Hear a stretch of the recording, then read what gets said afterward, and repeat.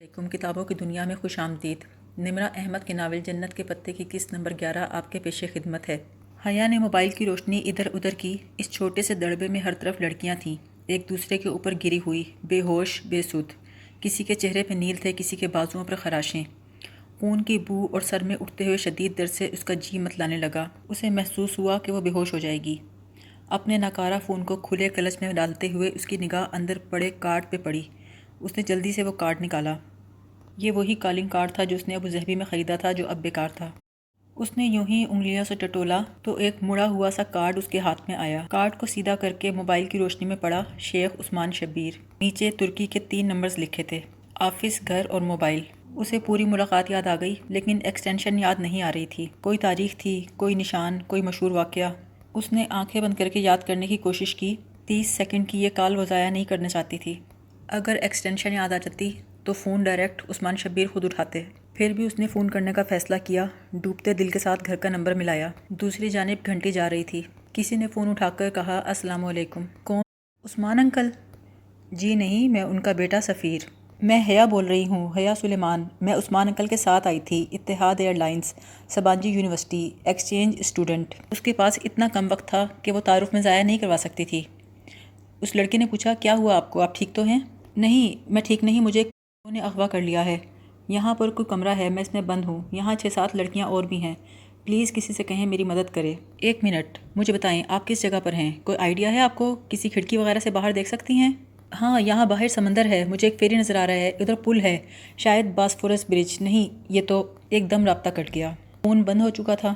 اس نے باسفورس برج کہہ دیا تھا، جبکہ وہ باسفورس برج نہیں تھا۔ اس نے اب پہچانا تھا، یہ سلطان احمد برج تھا، شہر کے دونوں حصوں کو ملانے والا دوسرا پل۔ اس نے اپنی لوکیشن ہی غلط بتائی تھی، اب کیا ہو سکتا تھا؟ اس نے بے بسی سے موبائل کو دیکھا، بیلنس ختم ہو گیا تھا، اب اس پر کال بھی ریسیو نہیں ہو سکتی تھی۔ دروازے پر آہٹ ہوئی، تالا کھلنے کی آواز آئی۔ حیا نے جلدی سے فون کلچ میں ڈال کر بند کیا اور گردن ایک طرف ڈھلکا کر آنکھیں بند کر لیں۔ دروازہ بھاری چرچراہٹ کے ساتھ کھلا۔ کوئی اندر آیا، جھک کر اس کی ہتھکڑی چابی سے کھولی، پھر کسی جانور کی طرح اسے گھسیٹ کر لے جانے لگا۔ اس کے لبوں سے بے اختیار کراہ نکلی۔ وہ آدمی اسے ایک بڑے کمرے میں لایا، کرسی پر بٹھا کر اس کے ہاتھ پاؤں کرسی سے باندھ دیے۔ مجھے چھوڑ دو، مجھے جانے دو۔ اس نے جواباً ٹیپ کا ایک ٹکڑا دانت سے کاٹ کر اس کے لبوں سے کس کر چپکا دیا۔ وہ لمبے لمبے ڈگ بھرتا باہر چلا گیا۔ اس نے نگاہیں پورے کمرے پہ دوڑائیں۔ ایک طرف بڑا سا صوفہ رکھا تھا، دوسری طرف ایک آتش دان، جس کے پاس کرسی پر وہ جکڑی تھی۔ آتش دان میں آگ بھڑک رہی تھی، ساتھ ہی لوہے کی چند سلاخیں پڑی تھیں۔ سلاخوں کے سرے پر انگریزی کے مختلف حروف لکھے تھے۔ وہ حروف دہک دہک کر سرخ انگارے بن چکے تھے۔ ایک برتن میں شہد کی طرح کا گاڑھا سا مائع ابل رہا تھا، جس کی بو سارے کمرے میں پھیلی تھی، جس کا رنگ گہرا بھورا تھا، شاید جیسے ویکس۔ ہر لمحے حیا کی ہمت ختم ہوتی جا رہی تھی۔ اسے لگا کہ اس نے وہ کال ضائع کر دی۔ پتہ نہیں کال اٹھانے والے کو بات سمجھ میں آئی بھی تھی کہ نہیں، وہ کچھ کرے گا یا نہیں۔ اگر وہ گھر فون کر لیتی تو شاید، مگر نہیں، گھر فون کرنے کی صورت میں بات پھیل جاتی۔ اس سے تو بہتر تھا کہ وہ یہیں پڑی رہتی۔ لیکن بات تو اب بھی پھیل جائے گی۔ جو ذلت، جو بدنامی اس کا انتظار کر رہی تھی، اس کے سامنے وہ بھولی بصری سی ویڈیو آ گئی، شریفوں کا مجرا۔ نہیں، اللہ تعالیٰ پلیز میری مدد کریں۔ وہ بھیگی آنکھوں کے ساتھ دعا مانگتی گئی۔ اس کی دعا پہلے قبول نہیں ہوئی تھی، شاید اب ہو جائے، شاید اب کی دفعہ اس کی مدد کر دی جائے۔ آتش دان کے قریب ہونے کے باعث تپش اس تک پہنچ رہی تھی۔ اس کے لمبے بال جن پر وہ ناز کرتی تھی، کمر پر اور کندھوں پر بکھرے تھے، اور آج وہ ان کو سمیٹنے پہ قادر بھی نہیں تھی۔ دفتن دروازہ کھلا۔ ایک پستہ قد چینی نقوش کا حامل شخص اندر آیا۔ اس کے ہاتھ میں ایک بیگ تھا جو اس نے کمرے میں داخل ہو کر میز پہ رکھ دیا، پھر اس کی طرف آیا۔ ایک ہاتھ سے کرسی کا رخ اپنی جانب موڑا اور ڈکٹ ٹیپ کا کنارہ پکڑ کر کھینچ کر اتارا۔ آہا، نتاشا! وہ قریب سے دیکھنے پہ کوئی روسی لگتا تھا۔ میں نتاشا نہیں ہوں، پلیز مجھے جانے دیں۔ ایک امید بندھی کہ شاید وہ کسی دھوکے میں اسے پکڑ لائے تھے۔ No, now you are Natasha.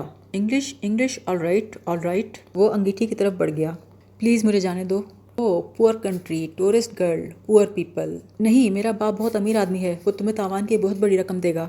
Natasha, you want English نیم؟ وہ ایک سلاخ اٹھائے اس کی طرف بڑھا، جس پر لکھا تھا ایم، یا شاید وہ ڈبلیو تھا۔ You want English name? Now this is your name.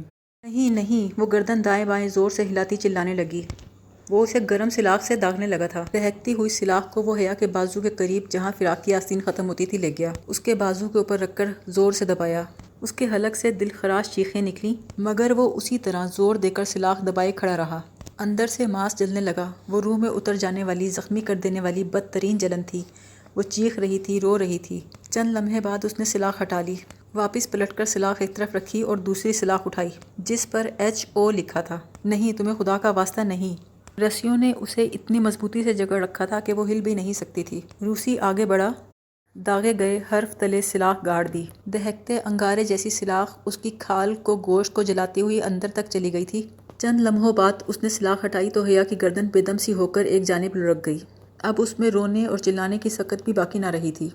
روسی اب تیسری سلاخ اٹھا لایا، اس پر RE لکھا تھا۔ کچھ کہنے کی سکت حیا میں نہیں تھی۔ کہیں فون کی گھنٹی بجی۔ روسی کرنٹ کھا کے پلٹا۔ فون؟ Your phone? اس نے فراق کی بیلٹ سے لگا پرس نوچا، پرس کھولا اور فون نکالا۔ روسی کبھی بے یقینی سے اسے دیکھتا، کبھی فون کو۔ پھر اس نے فون کان سے لگایا۔ دوسری طرف سے کچھ کہا گیا۔ اس نے جلدی سے فون بند کیا اور پوری قوت سے دیوار پر دے مارا۔ فون کی سکرین چکنا چور ہوتی ہوئی زمین پہ جا گری۔ "You called someone?" وہ وحشیوں کی طرح اس پہ جھپٹا۔ اس نے اس کے منہ پر تھوک دیا۔ اس کے بال چھوڑ کر وہ پیچھے ہٹا، دہکتا برتن اٹھا کر لایا، کھولتی ہوئی ویکس کا پورا برتن اس کے سر پہ الٹ دیا۔ یو بچ! وہ اسے گالیاں دے رہا تھا۔ گرم کھولتی ہوئی ویکس اس کے بالوں کی مانگ پر گری اور ہر طرف سے نیچے لڑکنے لگی۔ ابلتے ہوئے مادے نے اس کے سر کی جلد کو گلا دیا تھا۔ بازو کا درد غائب ہو چکا تھا۔ وہ وحشیانہ انداز میں چیخ رہی تھی۔ وہ بھی غصے سے چیخ رہا تھا۔ تب اس نے زور سے اس کی کرسی کو دھکا دے کر الٹ دیا۔ وہ کرسی سمیت اوندھے منہ زمین پہ جا گری، آتش دان کے بالکل قریب۔ اس کا سر بے حد وزنی ہو گیا تھا، آنکھیں بند ہو رہی تھیں، منہ سے کہیں خون نکل رہا تھا۔ بند ہوتی آنکھوں سے اس نے جو آخری منظر دیکھا، دھوئیں کے اس پار کوئی اس روسی کا سر پکڑ کر دیوار سے مار رہا تھا۔ اس کی سیاہ فراق کا دامن آگ کی لپیٹ میں آ چکا تھا۔ وہ جل کے مر رہی تھی۔ یہ وہ آخری احساس تھا جو اس کے ذہن میں آیا۔ جب دوبارہ اس کی آنکھیں کھلی تو سفید چھت اس کی آنکھوں کے سامنے تھی، جس پہ خوبصورت نقش و نگار بنے تھے۔ درمیان میں قیمتی فانوس لٹکا تھا۔ اس کا سر ایک نرم تکیے پر تھا اور مخملی کمبل گردن تک تھا۔ اس نے خالی خالی نگاہوں سے کمرے کو دیکھا۔ وسیع و عریض پرتعیش بیڈ روم، ایک طرف دیوار گیر کھڑکی کے آگے برابر کیے گئے سفید جالی دار پردے، جن سے صبح کی روشنی چھن چھن کر اندر آ رہی تھی۔ اس نے پھر سے آنکھیں موند لیں۔ ان گزرے دنوں میں وہ سوتی جاگتی کیفیت میں بہت دفعہ روئی، بہت دفعہ چلائی۔ وہ ادھر ہی لائی گئی تھی۔ ہاتھ سے لگی ڈرپ، اپنے بالوں میں نرمی سے چلتے اس بھوری آنکھوں والی لڑکی کے ہاتھ، وہ انجیکشن، نیم بے ہوشی، اسے سب ٹوٹا ٹوٹا سا یاد تھا۔ اس ڈوبتی ابھرتی نیند میں وہ یہ جانتی تھی کہ وہ بیوک ادا میں ہے، عبدالرحمن پاشا کے سفید محل میں۔ ہلکی سی چرچراہٹ کے ساتھ دروازہ کھلا۔ "صبح بخیر، نیند پوری ہو گئی ہے تو اٹھ جاؤ، ناشتہ کر لو۔" اپنے چہرے پہ سب سکاف لپیٹے یہ عائشہ تھی۔ اس نے ہاتھ میں پکڑا کارڈلیس فون اس کی طرف بڑھایا۔ "یہ عبدالرحمن کی کال ہے، وہ تم سے بات کرنا چاہتا ہے، بات کر لو۔" "مجھے اس سے بات نہیں کرنی۔" وہ بولی تو اس کی آواز بیٹھی ہوئی تھی، چیخنے کے باعث اس کا گلا جواب دے چکا تھا۔ عائشہ نے فون کان سے لگا کر کہا، "وہ کہہ رہی ہے اسے تم سے بات نہیں کرنی۔" پھر دوسری طرف کی بات سن کر وہ بولی، "وہ کہہ رہا ہے ایک دفعہ اس کی بات سن لو۔" حیا بولی، "اس سے کہو جو اس نے میرے لیے کیا میں اس کی احسان مند ہوں، شکر گزار ہوں، لیکن اگر اس کے بدلے میں وہ مجھے یوں اذیت دینا چاہتا ہے تو میں ابھی اسی وقت اس کے گھر سے چلی جاؤں گی۔" عائشہ نے ساری بات انگریزی میں دہرا دی اور فون بند کر دیا۔ پھر حیا سے مخاطب ہو کر بولی، "وہ کہہ رہا ہے کہ وہ انڈیا میں ذرا پھنس گیا ہے، ادھر نہیں آ سکے گا اور آئے گا بھی نہیں۔ تم جب تک چاہے ادھر رہ سکتی ہو۔ میں یہاں بیٹھ جاؤں؟" حیا نے اسبات میں سر ہلایا۔ لڑکی شکریہ کر کے بیٹھ گئی۔ پھر بولی، "تم عبدالرحمن کی طرف سے پریشان مت ہونا۔ اس نے کہا ہے کہ نہیں آئے گا تو سمجھو نہیں آئے گا۔ جو اس نے تمہارے لیے کیا وہ اس کا فرض تھا۔ سفیر کی فیملی سے ہمارے پرانے تعلقات ہیں۔ جب تم نے سفیر کو فون کیا تو اس نے فوراً عبدالرحمن کو اپروچ کیا۔ یوں پولیس کی مدد لے کر وہ تمہیں وہاں سے نکال لائے۔ مجھے کس نے اغوا کیا تھا؟ یہاں بہت سے ایسے گروہ ہیں جو روس، یوکرائن سے لڑکیاں اغوا کر کے یا دھوکے سے لاتے ہیں۔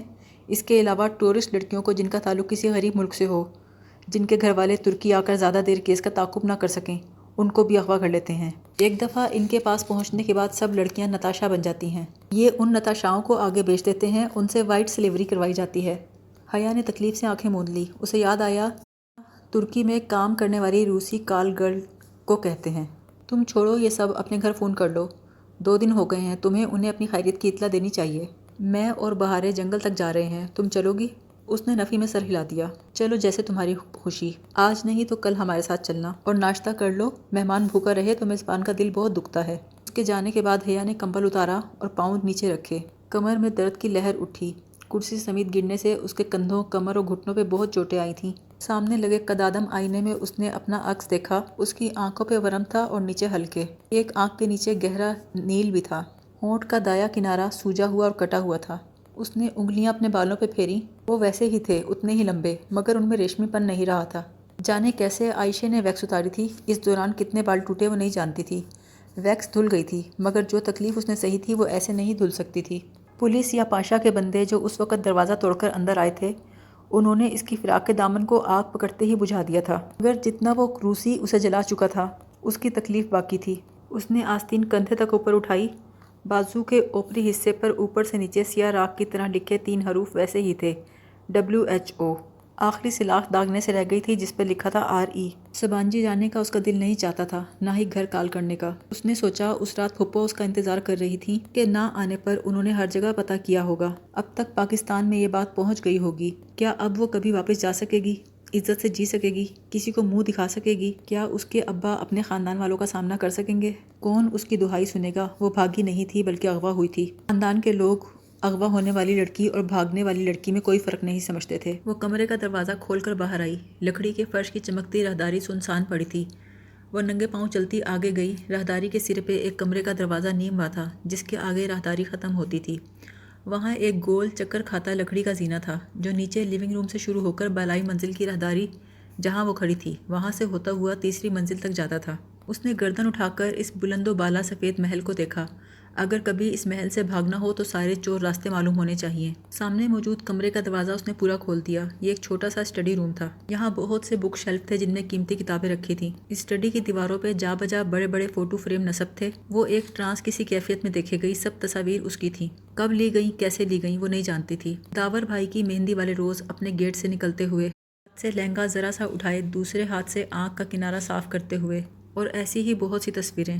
وہ تیزی سے باہر بھاگی۔ لکڑی کا گول چکر کھاتا زینہ اس نے دوڑتے قدموں سے عبور کیا، بنا کسی طرف دیکھے باہر کا دروازہ پار کر کے باغیچے سے اتر کر گیٹ سے باہر نکل گئی۔ باہر پورے زور و شور سے بارش ہو رہی تھی۔ دونوں بازو سینے پہ لپیٹے اس برستی بارش میں سڑک پہ چلتی جا رہی تھی۔ اچانک اس کا پاؤں کسی پتھر سے ٹکرایا اور اسے ٹھوکر لگی۔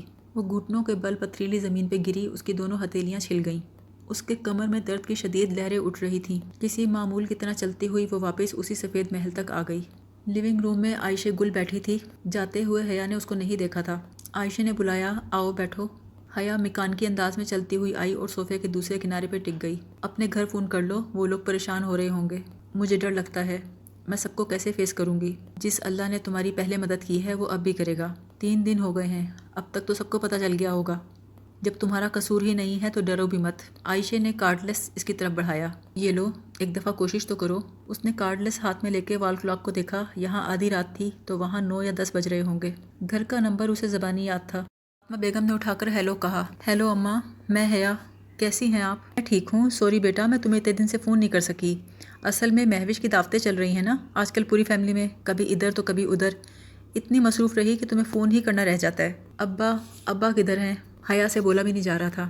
یہ سامنے ہی بیٹھے ہیں، کراچی گئے ہوئے تھے، آج ہی واپس آئے ہیں۔ اماں باتیں کر رہی تھیں، اس کے سینے میں اٹکی سانسیں بالآخر بحال ہوئیں۔ ان کی باتوں سے پتہ چلا کسی کو کچھ پتہ نہیں چلا تھا۔ اماں سے پھپھو کا نمبر لے کر اس نے انہیں کال کی۔ وہ بولیں، اچھی بھتیجی ہو تم بھی، کھانے کا کہہ کر غائب ہی ہو گئیں۔ پہلے تو میں اتنی پریشان رہی، سمجھ میں نہیں آیا کہ کیا کروں۔ جہان کو بھی بہت بخار تھا، اس کو بھی نہیں اٹھا سکتی تھی۔ تمہارے دونوں نمبرز ہی بند تھے۔ صبح ہوتے ہی تمہارے ہاسٹل گئی تو وہ جو فلسطینی لڑکا ہے نا معتصم، اس نے بتایا کہ تم نے اپنی ہوسٹ آنٹی کے گھر رکنا تھا۔ حیا مجھے بتا تو دیا ہوتا۔ حیا نے ان کی تسلی تشکی کروا کر دونوں فونز کے خراب ہونے کی یقین دہانی کروائی۔ جب اس نے فون بند کیا تو عائشہ اسے ہی دیکھ رہی تھی۔ میں نے کہا تھا نا سب ٹھیک ہو جائے گا، اب تم آرام سے ڈھیر سارے دن ہمارے ساتھ رہو، کل تمہیں اپنے ساتھ جنگل لے کے جائیں گے، چلو گی نا؟ ہاں چلوں گی، وہ پہلی بار مسکرائی۔ آگ سے مت ڈرو حیا، آگ سے نہیں ڈرنا چاہیے، ڈرے وہ جس کے پاس اللہ کو دکھانے کے لیے کوئی اچھا عمل نہ ہو۔ تم تو اتنی اچھی لڑکی ہو، تم کیوں ڈرتی ہو؟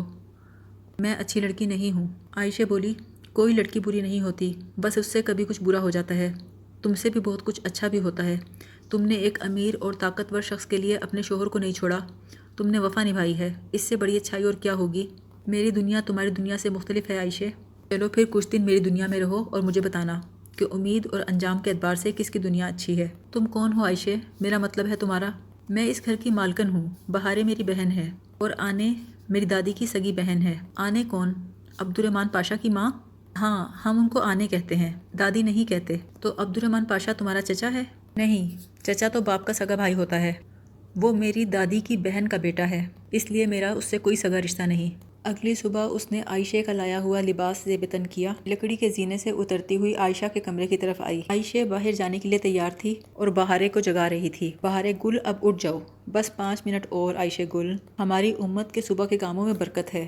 جو اللہ صبح روزی کی تلاش میں نکلتے ہیں ان کا رزق بڑھتا ہے، جو پڑھتے ہیں ان کا علم بڑھتا ہے، جو سوتے ہیں ان کی نیند بڑھتی ہے، پھر وہ سارا دن سوتے ہی رہتے ہیں۔ بہارے منہ بسورتی کمبل پھینک کر اٹھ گئی۔ تم بھی ہمارے ساتھ چلو گی حیا؟ بہارے نے مندی آنکھوں سے پوچھا۔ ہاں، ابھی تم لوگ جنگل جاؤ گی؟ نہیں، ہم پہلے سفیر کی ممی کی طرف جائیں گے، مجھے ذرا کام تھا ان سے، ٹھیک ہے نا؟ عائشہ نے تائید چاہی۔ شور، حیا نے کہا۔ حیا بگھی میں بیٹھی اور عائشہ صندوق میں چمکتے ہوئے اوزار رکھنے لگی تو حیا نے پوچھا، یہ سب کس لیے؟ ہم جنگل لکڑیاں کاٹنے جاتے ہیں۔ یہاں لکڑیاں کاٹنے کی اجازت تو نہیں، مگر ہمارے پاس خصوصی پرمٹ ہے۔ ہم لکڑی کی چیزیں بنا کر بازار میں بیچتے ہیں۔ حیا مسکرا کے بولی، اتنے بڑے گھر کی مالکن کو بڑھئی بننے کی کیا ضرورت ہے؟ حیا سلیمان، ہمیں انڈر اسٹیمیٹ مت کرو، ہم بہت مہنگی چیزیں بناتے ہیں۔ وہ ہنستے ہوئے بولی۔ بگھی اب بنگلوں سے گھری سڑک پر دوڑ رہی تھی۔ عثمان انکل کا گھر کہاں ہے؟ وہیں مسجد کے پاس۔ تم نے ہماری مسجد دیکھی ہے نا؟ وہاں تم ایک دفعہ آئی تھی۔ ہاں مجھے یاد ہے، میں نے تب تم دونوں کو دیکھا تھا۔ تمہارے ساتھ اس دن کوئی تھا؟ عائشہ نے ایک لمحے کو یاد کیا۔ ہاں، وہ میرا کزن ہے اور شوہر بھی۔ اچھا تھا، عائشہ مسکرا کے بولی۔ جواب میں حیا بھی ذرا سا مسکرائی۔ شیخ عثمان شبیر کا بنگلہ بیوک ادا کے دوسرے بنگلوں کی نسبت سادہ سا تھا۔ بڑے کمرے میں فرشی نشست تھی۔ ان کی بیگم حلیمہ آنٹی ان لوگوں کا انتظار کر رہی تھی۔ وہ ایک ملنسار اور خوبصورت خاتون تھی۔ شلوار قمیض پر بڑا سا دوپٹہ چہرے کے گرد لپیٹے وہ پہلی نظر میں ہی حیا کو بہت اچھی لگی۔ نے اس کا تعارف کروایا۔ وہ بولی، میں اسے جانتی ہوں، تم نے بہت اچھا کیا کہ اس کو ساتھ لے آئیں، اس کی اداسی کچھ دور ہو جائے گی۔ حلیمہ آنٹی سفیر کی ماں تھیں اور یہ سفیر تھا جس نے بروقت عبد الرحمن پاشا کو اطلاع دے کر حیا کی جان بچائی تھی۔ اسے ان سے بے حد اپنائیت محسوس ہوئی۔ وہ بولی، مجھے نہیں لگتا کہ میری اداسی ان چیزوں سے دور ہو سکتی ہے۔ وہ کیوں؟ میری زندگی بہت پیچیدہ اور مسئلوں سے بھری ہے آنٹی۔ میری بیسٹ فرینڈ میرے سامنے دم توڑ گئی اور میں کچھ نہیں کر سکی۔ میں بہت دعا کی تھی حلیمہ آنٹی، مگر وہ مجھے پھر بھی چھوڑ کے چلی گئی۔ وہ نہ مرتی تو کل کو تم خود ہی اسے چھوڑ جاتی۔ بعض چیزیں ہمارے لیے ناگوار ہوتی ہیں مگر وہ ہمارے لیے اچھی ہوتی ہیں۔ اگر وہ اس بیماری سے بچ جاتی مگر معذور ہو جاتی یا کسی وجہ سے اس کا گھر چھوٹ جاتا، وہ تمہارے آسرے پہ آ جاتی، تمہیں ساری زندگی اس کی خدمت کرنی پڑتی، تو تم چند ماہ بعد ہی تنگ آ جاتی، خود اس کو چھوڑ دیتی۔ بعض دفعہ موت بھی ایک ریلیف ہوتا ہے، مگر میں نے اسے اللہ سے ویسا ہی مانگا تھا جیسی وہ تھی۔ وہ تمہیں اگلے جہان میں اسے ویسا ہی واپس کر دے گا اور وہی تم دونوں کے لیے بہتر ہوگا۔ مگر میں اس غم کا کیا کروں جو میرے اندر سلگ رہا ہے؟ حیا، ہم مرنے والے کے لیے تھوڑی روتے ہیں بچے، مرنے والے کے لیے کوئی نہیں روتا، ہم سب تو اپنے نقصان پر روتے ہیں۔ ہمارا غم تو بس یہی ہوتا ہے کہ وہ ہمیں اکیلا چھوڑ کر چلا گیا۔ میری زندگی میں اتنے مسئلے کیوں ہیں حلیمہ آنٹی؟ تمہیں لگتا ہے حیا کہ صرف تمہاری زندگی میں مسئلے ہیں، باقی سب خوش و خرم زندگی گزار رہے ہیں؟ نہیں بچے، یہاں ہر شخص دکھی ہے، ہر ایک کا دل ٹوٹا ہوا ہے، سب کو کسی ایسی چیز کی طلب ہے، کسی کو مال چاہیے، کسی کو اولاد، کسی کو صحت، کسی کو رتبہ، کسی کو محبوب۔ ہم سب کو کسی ایک شے کی تمنا ہوتی ہے جو ہمیں نہیں مل رہی ہوتی، وہی چیز ہمارے آس پاس کے لوگوں کو آسانی سے مل جاتی ہے۔ یوں ہم اس شے کے لیے اتنا روتے ہیں کہ وہ ہماری زندگی پہ حاوی ہو جاتی ہے۔ تم مجھے ایک بات بتاؤ، تمہاری زندگی میں بہت سے مسئلے آئے ہوں گے، لمحے بھر کو اپنے سارے مسئلے یاد کرو۔ حیا نے آنکھیں بند کر کے یاد کرنے کی کوشش کی۔ سفید پھول، شریفوں کا مجرا، ویڈیو، ارم کے رشتے کے لیے آئے ہوئے لڑکے کا پہچاننا، ولید کی بدتمیزی، ترکی کا ویزا نہ ملنا، پھر یہاں آ کر پھولوں کا سلسلہ، پھر بیوقدہ میں قید، پھر اس کا اغوا، آگ کا بھڑکتا ہوا الاؤ۔ اب بتاؤ ان مسئلوں کا کیا بنا؟ کیا بنا؟ وہ غائب دماغی سے بولی۔ وہ مسئلے حل ہو گئے، سارے مسئلے ایک ایک کر کے حل ہوتے گئے، مگر نئے مسئلوں نے تمہیں اتنا الجھا دیا کہ تمہارے پاس ان بھولے بسرے مسئلوں سے نکلنے پہ اللہ کا شکر ادا کرنے کا وقت ہی نہیں رہا۔ اس نے بے یقینی سے حلیمہ آنٹی کی طرف دیکھا۔ واقعی اس کے سارے مسئلے تو حل ہو گئے تھے، یہ تو اس نے سوچا ہی نہیں۔ ہر شخص کی زندگی میں ایک ایسا لمحہ ضرور آتا ہے جب وہ تباہی کے دہانے پہ کھڑا ہوتا ہے اور اس کے راز کھلنے والے ہوتے ہیں، اور اس وقت جب وہ خوف کے کوہ طور تلے کھڑا کپ کپا رہا ہوتا ہے تو اللہ اسے بچا لیتا ہے۔ یہ اللہ تعالیٰ کا احسان ہے اور اسے اپنا ایک احسان یاد ہے، ہم بھول جاتے ہیں، وہ نہیں بھولتا۔ تم اپنے حل ہوئے مسئلوں کے لیے اس کا شکر ادا کیا کرو۔ جو ساری زندگی تمہارے مسئلے حل کرتا آیا ہے وہ آگے بھی کر دے گا، تم وہی کرو جو وہ کہتا ہے، پھر وہ وہی کرے گا جو تم کہتی ہو۔ پھر جن کے لیے تم روتی ہو وہ تمہارے لیے روئیں گے، مگر تب تمہیں فرق نہیں پڑے گا۔ میرا لائف سٹائل بہت مختلف ہے، میں ان چیزوں سے خود کو ریلیٹ نہیں کر پاتی، لمبی لمبی نمازیں، تسبیحات، یہ سب نہیں ہوتا مجھ سے۔ میں زبان پہ آئے طنز کو نہیں روک سکتی، میں عائشہ گل کی طرح کبھی نہیں بن سکتی، میں ان چیزوں سے بہت دور آ گئی ہوں۔ دور ہمیشہ ہم آتے ہیں، اللہ تو وہی ہیں جہاں پہلے تھا، فاصلہ ہم پیدا کرتے ہیں، مٹانا بھی ہمیں ہی ہوتا ہے۔ حلیمہ آنٹی، کیا میرے سارے مسئلے حل ہو جائیں گے؟ پہلے جس نے حل کیے تھے وہ اب بھی حل کر دے گا حیا۔ لوگ کہتے ہیں زندگی میں یہ ضروری ہے، وہ ضروری ہے، میں تمہیں بتاؤں زندگی میں کچھ بھی ضروری نہیں، نہ مال، نہ اولاد، نہ رتبہ، نہ لوگوں کی محبت، بس آپ کا اللہ تعالیٰ سے بڑھتا ہوا تعلق ہونا چاہیے۔ باقی یہ مسئلے تو بادل کی طرح ہوتے ہیں کہ ہمیں لگتا ہے روشنی ختم ہو گئی اور دنیا تاریک ہو گئی، لیکن کبھی اونچے اڑتے جہاز کی کھڑکی سے دیکھو تو بادل کا ٹکڑا بالکل بے ضرر دکھائی دیتا ہے۔ اگر یہ سیاہ بادل زندگی پہ نہ چھائیں حیا تو ہماری زندگی میں رحمت کی کوئی بارش نہ ہو۔ میں اتنا جلی ہوں آنٹی کہ مجھے لگتا ہے میرا دل ہی مر گیا ہے۔ جلنا تو پڑتا ہے بچے، جلے بغیر کبھی کوئی سونا کندن نہیں بنتا۔ تھینک یو آنٹی، مجھے آپ سے بات کر کے بہت اچھا لگا۔ ایک آخری بات بتائیے، کیا یہ محض اتفاق تھا کہ عثمان انکل اور ہم ایک ہی فلائٹ میں آئے تھے؟ اس دنیا میں اتفاقات کم ہی ہوتے ہیں، میرا خیال ہے عثمان کو عبد الرحمن نے ایسا کہا تھا۔ اٹھ کھڑی ہوئی، کبھی اسے لگتا زندگی میں سب سے زیادہ تکلیف پاشا نے دی ہے، اور کبھی لگتا کہ اس کے احسان اس کی دی گئی تکلیفوں سے بہت زیادہ ہیں۔ واپس آنے کے لیے وہ تینوں بگی میں بیٹھیں۔ بگی سڑک پہ رواں دواں تھی۔ عائشہ، اس نے کچھ کہنے کے لیے گردن موڑ کر دیکھا تو ایک دم رک گئی۔ درمیان میں بیٹھی بہارے اپنے گلابی پرس سے کچھ نکال رہی تھی۔ وہ حیا کا بھورے رنگ کا لکڑی کا پزل باکس تھا۔ بہارے، یہ تم نے کہاں سے لیا؟ یہ مجھے عبد الرحمن نے میری برتھ ڈے پہ گفٹ کیا تھا۔ اس میں میرا گفٹ ہے، مگر یہ ابھی مجھ سے کھلا نہیں ہے۔ اس کی سلائڈ پہ انگلی پھیر رہی تھی جس میں 5 حروف بنے تھے۔ باکس کے اوپر ڈھکن کی سطح پر انگریزی میں ایک لمبی سی نظم کھدی تھی۔ یہ حیا کا باکس نہیں تھا، مگر یہ بالکل اس جیسا تھا۔ یہ اس نے کہاں سے لیا تھا؟ ہم سے ہی لیا تھا، عائشہ نے بتایا نہیں؟ ہم جنگل سے لکڑیاں کاٹ کر یہی پزل باکس تو بناتے ہیں، بہت مہنگے بکتے ہیں یہ۔ ان میں 5 لیٹر کوڈ لگتا ہے جس کے بغیر یہ نہیں کھلتے۔ سنو، وہ بہت دیر کے بعد بولی، تم نے کبھی کوئی ایسا باکس بنایا ہے جس میں 6 حروف کا کوڈ ہو؟ ہاں میں نے بنایا تھا، عائشہ بولی۔ کس کے لیے بنایا تھا؟ وہ بے چینی سے بولی۔ عبد الرحمن کا کوئی ملازم تھا، اس نے 6 حرفی کوڈ بار کا آرڈر دیا تھا تو میں نے بنا دیا، ابھی مہینے پہلے کی بات ہے۔ تو اس کا کوڈ تم نے ہی رکھا ہوگا، تمہیں یاد ہے؟ ہاں، میں نے اس کا کوڈ عائشہ رکھا تھا، AYESHE۔ حیا اپنے پزل باکس کے بارے میں سوچ رہی تھی۔ اگر یہ باکس عبد الرحمن کے کسی آدمی نے عائشہ سے خریدا تھا تو کیا عبد الرحمن اس بات سے واقف تھا؟ حیا بل کھاتی سڑک کی طرف دیکھنے لگی۔ دونوں اطراف میں سرسبز اونچے درخت تھے۔ بالآخر ایک جگہ بگی بان نے بگی روک دی۔